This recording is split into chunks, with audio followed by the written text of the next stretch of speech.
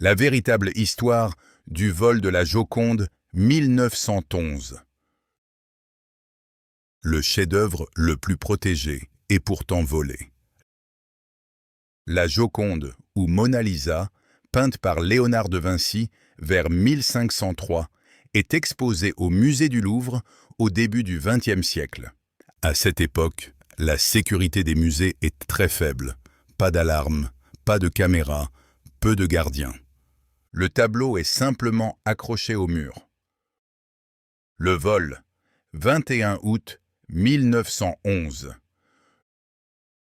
Le lundi 21 août 1911, vers 7 heures du matin, un employé du Louvre remarque un mur vide. La Joconde a disparu. Le musée ferme immédiatement. La France est sous le choc. Les journaux du monde entier en parlent.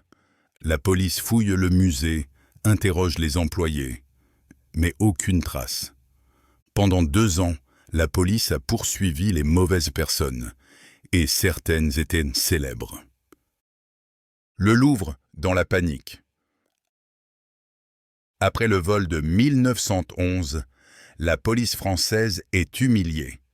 Comment le plus grand musée du monde a-t-il pu se faire voler un tableau? La pression politique est énorme. Il faut un coupable. Alors la police fouille partout. Employés, artistes, étrangers, marginaux, anarchistes. Piste numéro 1. Les artistes dangereux. À l'époque, Paris est rempli d'artistes avant-gardistes qui choquent la société. On les accuse facilement de mépriser l'art classique. Un nom apparaît, Guillaume Apollinaire, poète. Pourquoi? Parce que son secrétaire avait autrefois volé de petites statues au Louvre. La police l'arrête. Apollinaire, terrorisé, donne un autre nom. Piste numéro 2. Pablo Picasso. Apollinaire dit que son ami Pablo Picasso a acheté des sculptures volées du Louvre. Picasso est alors un jeune peintre inconnu, pauvre et étranger, espagnol. Il correspond au profil du suspect idéal. La police l'interroge. Picasso, paniqué, nie tout. Il rend les sculptures qu'il avait achetées, mais il n'a rien à voir avec la Joconde. Après quelques jours, les 2 hommes sont relâchés. Mais pendant un moment, Picasso a vraiment été suspect numéro 1 du vol de la Joconde. Piste numéro 3. Un complot international. La police croit aussi à un réseau. Collectionneurs américains, milliardaires, marché noir, de l'art. On imagine que la Joconde a été commandée par un riche Américain. En réalité, elle était juste sous un lit à Paris. Le voleur, Vincenzo Perugia. 2 ans plus tard, on découvre la vérité. Le voleur s'appelait Vincenzo Perugia, un ouvrier italien qui travaillait au Louvre. Il aidait à poser des vitrines de protection sur les tableaux. Il connaissait donc parfaitement le bâtiment. Son plan était d'une simplicité incroyable. Le dimanche soir, il se cache dans un placard du musée.